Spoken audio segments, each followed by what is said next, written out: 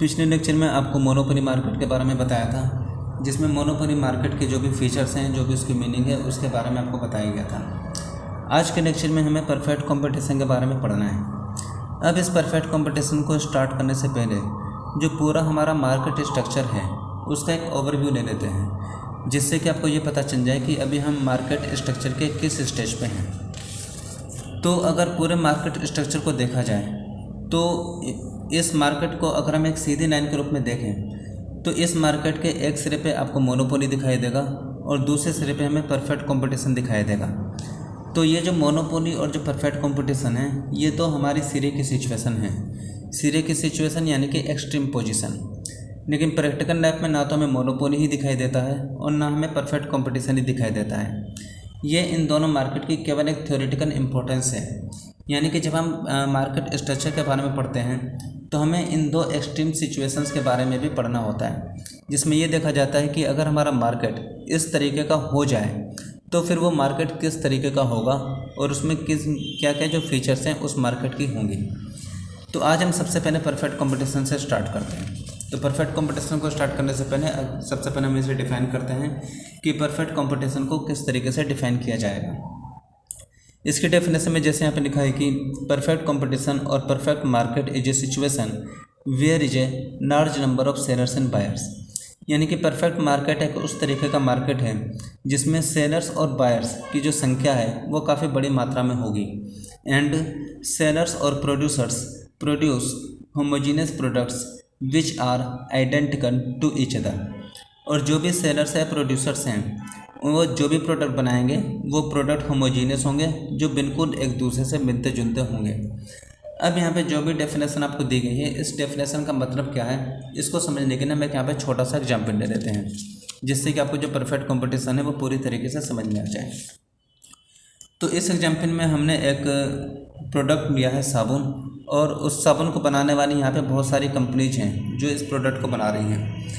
अभी जो भी प्रोडक्ट यहाँ पे कंपनीज बना रही हैं, जो भी साबुनें बना रही हैं, ये साबुन बिल्कुल एक जैसे हैं। जैसे अगर हम साइज़ की बात करें तो जितनी भी कंपनीज साबुन को बना रही हैं उन सारे साबुन का जो साइज़ है वो बिल्कुल एक जैसा है। अगर हम कलर की बात करें तो जो भी कंपनी साबुन बना रही हैं वो सारे साबुन का कलर भी बिल्कुल एक जैसा है, उसमें माइनर सा भी डिफरेंस नहीं है। वेट की बात करें तो वेट भी सारे साबुन का बिल्कुल एक बराबर है। फ्रेगरेंस यानी खुशबू की बात करें तो सारे साबुन की खुशबू भी बिल्कुल एक जैसी है।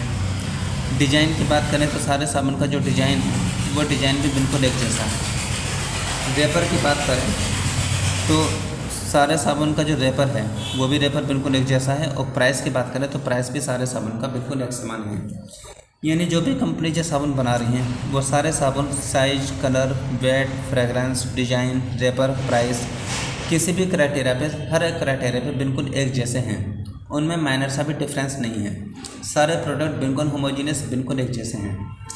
अगर इस टाइप की सिचुएशन में आप साबुन को ख़रीदने के लिए किसी शॉप पे जाएं और अपने शॉपकीपर से ये बोलें कि आपके पास जितनी भी कंपनीज के साबुन है वो काउंटर पे रख दीजिए, जो साबुन मुझे सही लगेगा उसे मैं ले लूँगा। तो फिर आप साबुन को खरीदने के लिए किसी शॉप पे गए और अपने शॉपकीपर से पूछा कि आपके पास जो भी साबुन है वो आप मुझे दिखाइए। अब शॉपकीपर ने जितने भी साबुन थे वो हमारे काउंटर पर रख दिए।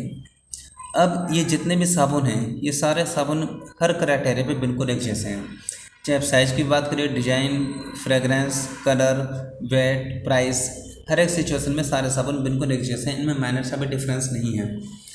अगर आपको यहाँ पे ये पूछा जाए कि इन सभी साबुन में से आप कौन से साबुन को परचेज करना चाहेंगे, तो आपका यही जवाब होगा कि जब सारे साबुन बिल्कुल एक जैसे हैं, उनमें माइनर सा भी डिफरेंस नहीं है, तो फिर मैं किसी भी साबुन को खरीद लूँगा। तो इस कंडीशन में इन सारे साबुन में से आप कोई सा भी साबुन उठा के खरीद कर अपने घर आ जाएंगे। अब ये जो मार्केट सिचुएशन है ये परफेक्ट मार्केट की सिचुएशन है, जिसमें जो कंपनीज हैं, किसी भी प्रोडक्ट को बनाने वाली जो कंपनीज है वो काफ़ी बड़ी संख्या में होंगी और उनके जो सारे प्रोडक्ट हैं वो बिल्कुल आइडेंटिकल और होमोजीनियस होंगे, उनमें माइनर सा भी डिफरेंस नहीं होगा। अब ये जो परफेक्ट कंपटीशन का जो मार्केट है, इस मार्केट की जो फीचर्स हैं वो फीचर्स क्या हैं उसे हम समझ लेते हैं। अगर फीचर्स में 1 बाय 1 देखें तो पहली कैरेक्टरिस्टिक्स क्या है कि there is a large number of sellers and buyers. यानी कि जो भी हमारा परफेक्ट मार्केट होगा उसमें बायर्स और सेलर्स की जो संख्या है वो काफ़ी बड़ी नंबर में होगी, यानी कि किसी भी प्रोडक्ट को बनाने वाले सेलर्स भी काफ़ी बड़ी संख्या में होंगे और उसको खरीदने वाले भी जो बायर्स हैं वो भी काफ़ी बड़ी संख्या में होंगे। सेकंड कैरेक्टरिस्टिक्स क्या है कि each firm share a very small portion of the market, कि जो भी शेयर है वो मार्केट का एक काफ़ी छोटे हिस्से पे उसका अधिकार होगा। अब इस चीज़ को अगर हम यहाँ पे एक एग्जाम्पल के रूप में आपको समझें तो जैसे कि ये हमारा पूरा मार्केट है। अब इस मार्केट में किसी भी प्रोडक्ट को बनाने वाली जो कंपनीज हैं वो काफ़ी बड़ी संख्या में हैं, जो आपकी पहली कैरेक्टरिस्टिक्स में आपने देखा था। अब चूँकि सारे कंपनीज के जो प्रोडक्ट हैं वो बिल्कुल एक जैसे हैं, उनमें माइनर सा भी डिफरेंस नहीं है, तो कोई भी कंपनी अपने प्रोडक्ट का जो कस्टमर बेस है वो इस आधार पर नहीं बढ़ा सकती कि मेरे प्रोडक्ट बाकी प्रोडक्ट से बेहतर है। तो चूँकि सारे प्रोडक्ट बिल्कुल एक जैसे हैं, उनमें माइनर सा भी डिफरेंस नहीं है, तो सभी कंपनीज का जो मार्केट शेयर है उनमें किसी भी कंपनी का जो मार्केट शेयर बहुत बड़ा नहीं होगा, क्योंकि वो अपने प्रोडक्ट को इस आधार पे नहीं बेच पाएगी कि मेरा प्रोडक्ट बाकी कंपनी से बेहतर है। इस वजह से सभी कंपनीज के जो प्रोडक्ट हैं वो इक्वली सेल आउट होते रहेंगे। तो इस वजह से ये सेकंड जो फीचर्स है इस मार्केट की वो ये बनती है कि each firm share a very small portion of the market, कि जो सभी कंपनीज हैं उनका मार्केट के एक बहुत ही छोटे हिस्से पर अधिकार होता है। तीसरी फीचर्स है कि no firm is in a situation to control the price, कि कोई भी फर्म इस सिचुएशन में नहीं होती कि वो प्राइस को कंट्रोल कर पाए। तो चूँकि यहाँ पे हमने जैसे कि इस एग्जाम्पल में देखा कि चूँकि सभी कंपनीज का मार्केट के एक काफ़ी छोटे छोटे हिस्से पर अधिकार है, तो कोई भी फर्म मार्केट में एक लीडर की भूमिका में नहीं जा पाएगी, जिसकी वजह से कोई भी फर्म प्रोडक्ट के प्राइस को कंट्रोल करने की सिचुएशन में नहीं होगी, क्योंकि सभी कंपनीज का जो मार्केट शेयर है वो काफ़ी छोटा छोटा होगा और कोई भी कंपनी मार्केट लीडर बनने की सिचुएशन में नहीं होगी। और इसी वजह से जो तीसरी फीचर्स है कि कोई भी कंपनी जो प्रोडक्ट का प्राइस है उसे कंट्रोल करने की सिचुएशन में भी नहीं पहुँचेगी। चौथा फीचर है होमोजीनियस प्रोडक्ट, जो कि अभी आपको एग्जाम्पल से बताया था कि जो भी प्रोडक्ट होंगे वो बिल्कुल होमोजीनियस यानी बिल्कुल एक जैसे होंगे। Uniform price of the product, यानी कि प्रोडक्ट का जो प्राइस है वो भी बिल्कुल एक जैसा होगा, यानी कि कोई भी कंपनी अपने प्रोडक्ट के प्राइस को ना तो बढ़ा पाएगी ना घटा पाएगी। अब इसको हम एक एग्जाम्पल से समझ लेते हैं कि सपोज कीजिए ये सारी शॉप का हमने एग्जाम्पल लिया था कि अलग अलग कंपनीज के शॉप हैं वो बिल्कुल एक जैसे हैं। सपोज कीजिए इनमें से एक कंपनी अपने प्रोडक्ट के प्राइस को बढ़ाना चाहती है। शुरुआती तौर पे सभी जो साबुन है, सपोज कीजिए 10 रुपये पे सारी कंपनीज अपने साबुन को बेच रही थी। अब इनमें से एक कंपनी ने अपने प्रोडक्ट का जो प्राइस है उसे 10 रुपये से बढ़ा के 15 रुपये कर दिया।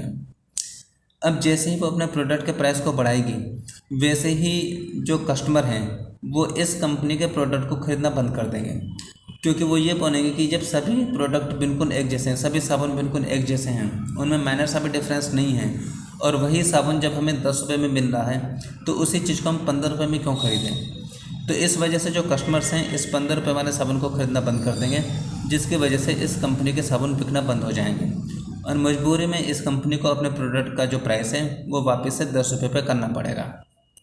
तो आपका जो मार्केट का जो प्राइस है वो दोबारा से बिल्कुल एक जैसा 10 रुपीज़ पर हमारा सेटल हो जाएगा।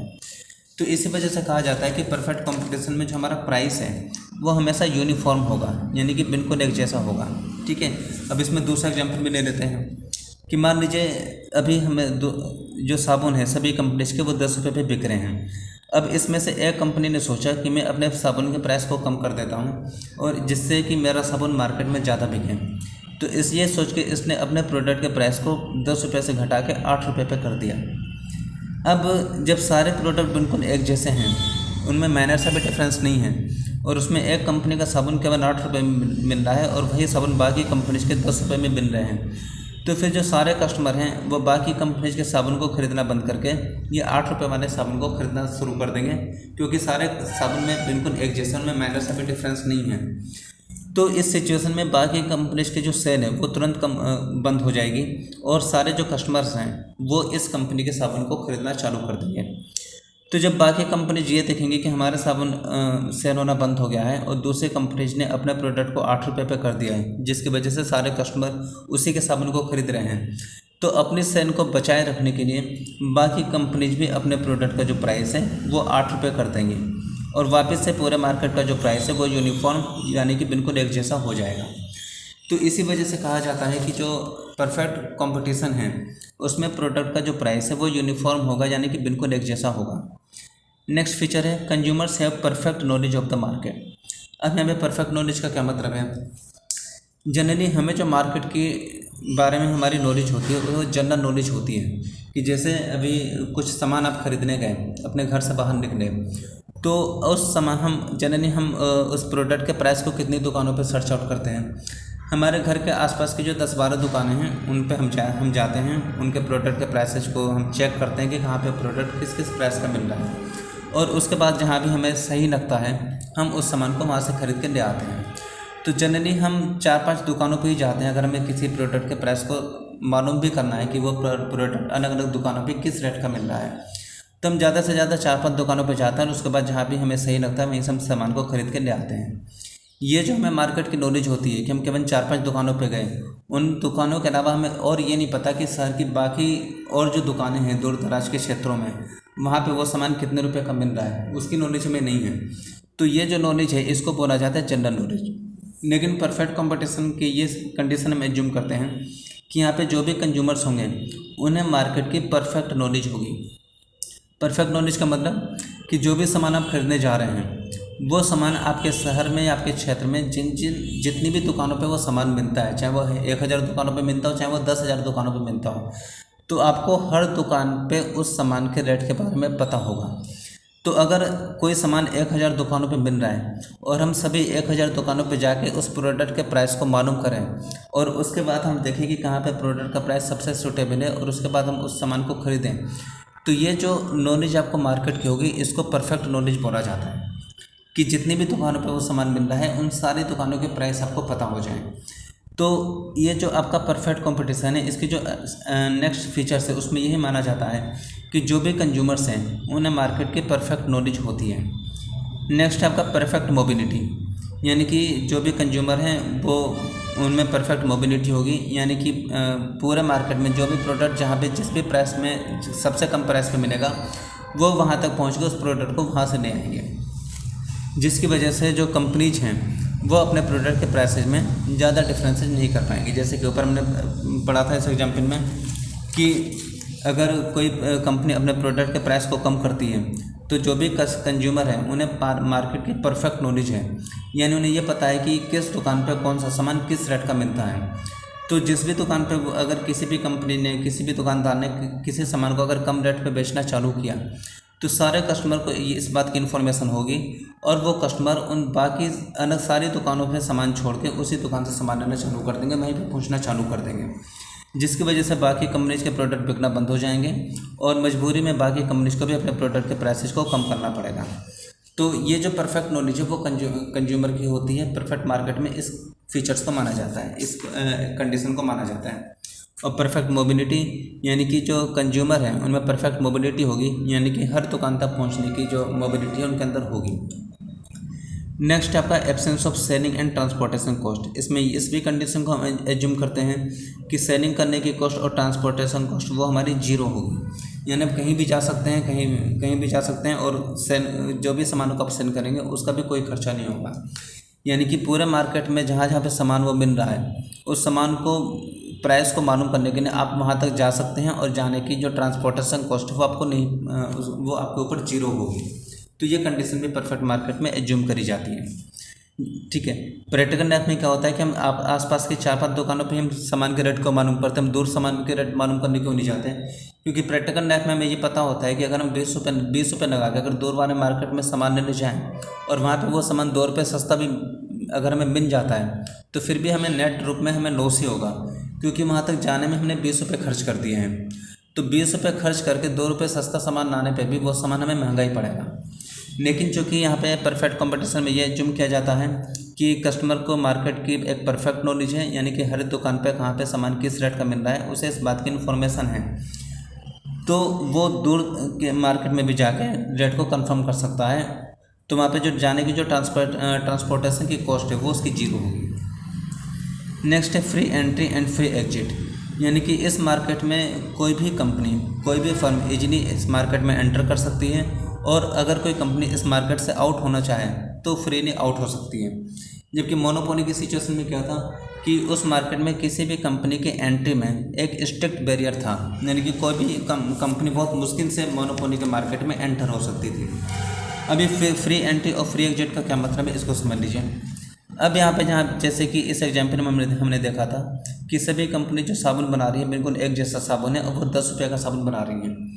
इस कंडीशन में कोई नई कंपनी एक्स लिमिटेड है जो मार्केट में साबुन बनाना चाहती है, तो वो मार्केट में इजीली बिल्कुल इसी सेम टाइप का साबुन 10 रुपये पे बना के, मार्केट में सपोज कीजिए 10 रुपये का रेट चल रहा है साबुन का, तो बिल्कुल इसी तरीके का साबुन 10 रुपये में बना के, या 8 रुपये रेट चल रहा है तो 8 रुपये का बना के वो मार्केट में लॉन्च कर सकती है और मार्केट में इस्टेब्लिश हो सकती है। यानी कि चूँकि सारे प्रोडक्ट बिल्कुल एक जैसे हैं, तो बिल्कुल सेम प्रोडक्ट बना के कोई भी कंपनी इस मार्केट में एग्जिस्ट कर सकती है, यानी कि एंट्री कर सकती है।